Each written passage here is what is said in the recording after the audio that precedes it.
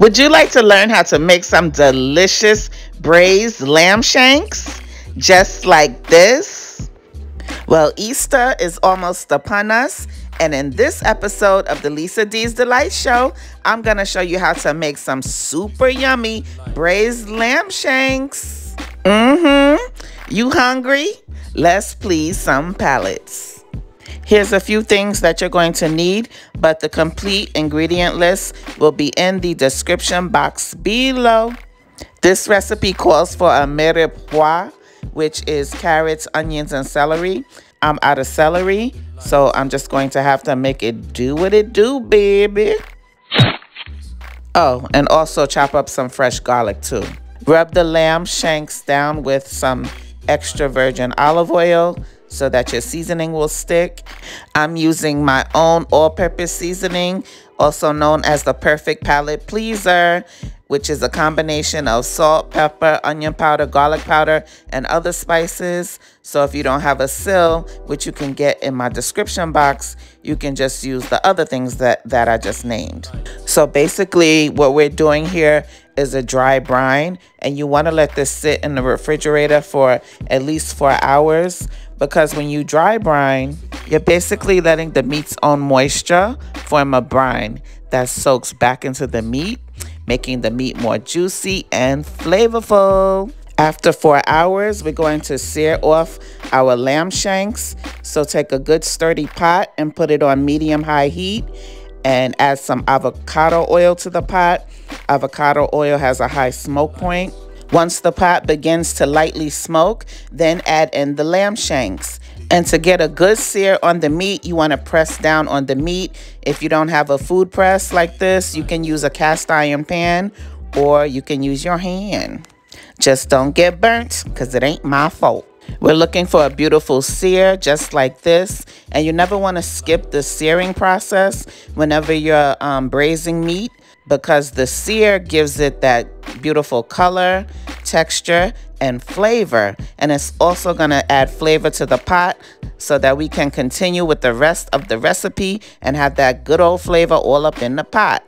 And don't forget to sear the sides as well. It'll take about 3 to 4 minutes per side to get a nice sear. Once we've gotten them all nice and golden brown, then we're going to remove them from the pot, set them to the side, and let them rest. Then go back to that same pot. It now has the yummy fond at the bottom. The lamb flavoring is in the pot. So we just want to add our veggies.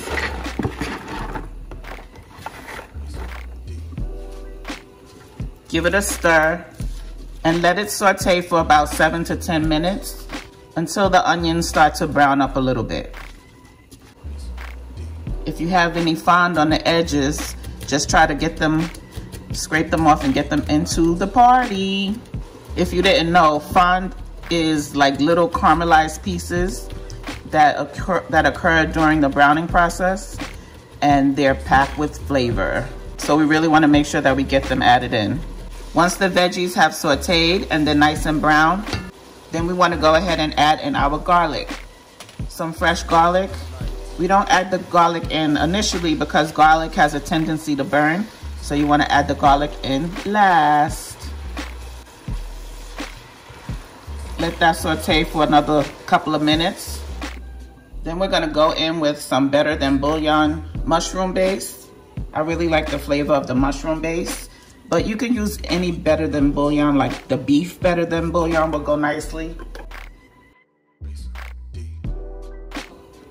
And we're also going to add some tomato paste. The tomato paste and the Better Than Bouillon is going to help thicken up our sauce and also add amazing flavor. So stir that all up. Next, we have to deglaze the pot with a good red wine. I'm using a Merlot, but just use a good quality wine, something that you would drink yourself. 2 cups of red wine. Then we want to stir this and reduce it down to half. So that might take about 5 minutes or so. Next, we're going to add in 6 cups of beef broth. I also made my beef broth with Better Than Bouillon beef base. Then we're going to season it up with some ASIL, which is my own all-purpose seasoning. It has salt, pepper, onion powder, and garlic powder in it. If you don't have ASIL, you could use your favorite seasoned salt, some onion powder, and some garlic powder, and black pepper. Give that a stir. Next is the secret ingredient, some cinnamon. Just a little bit, 1/4 teaspoon or a little less. Cinnamon goes really well with lamb. It just really brings out the flavor of the lamb more.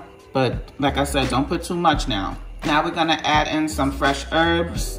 We're gonna add in some rosemary. My rosemary looks like that because it was frozen. And I wanted to add some fresh thyme, but I don't have any. So I'm gonna add a little ground thyme. Stir that up. Let that cook for another couple of minutes. Then you wanna give it a taste to make sure everything is flavored properly. See if you need to add anything. You wanna make sure that it's really tasty because the lamb shanks are going to be sitting in this liquid, in this braising liquid, for a couple of hours. So to ensure that your lamb shanks are flavored and taste good, you have to make sure that this liquid is good. Then add the lamb shanks back into the pot. Let it nestle nicely into the braising liquid. You wanna make sure that the shanks are completely submerged in the braising liquid. Then cover the pot nice and tight. Then put the pot in the oven on 350 degrees. 350 degrees for 2.5 hours. Or until the internal temperature reaches 160 degrees. 2.5 hours later, we're left with all this yumminess up in this pot. Look how delicious. Now you just want to remove the shanks from the pot and set them to the side. Because now we have to work on thickening up our sauce. So you want to take a strainer, a fine mesh strainer, and strain the sauce. Take a ladle, press down. You want to capture all that liquid gold into a little pot. Bring the pot to the stove, put it on high heat, and once it's come to a boil, then you want to add in your slurry, which is 2 tablespoons of cornstarch mixed with 2 tablespoons of water. Stir that in and keep stirring it for a few minutes, about 5 minutes or so, and it will thicken up. But be sure to taste it. Make sure it doesn't need anything. I had to add a little salt and fresh cracked black pepper, and also some why in the world would you name it that sauce to mine. Why in the world would you name it that sauce is Worcestershire sauce, or however you say it. Come on, child, keep up. Now just look at how beautiful these lamb shanks came out. They were so delicious. Wow. This recipe is a must try, and thank you to my Lord and Savior for always blessing me and the LDD family. Father, we love you, praise you, adore you, and can do nothing without you. We had this delicious lamb with some homemade mashed potatoes, some yummy string beans, barbecue chicken wings, and red beans and rice.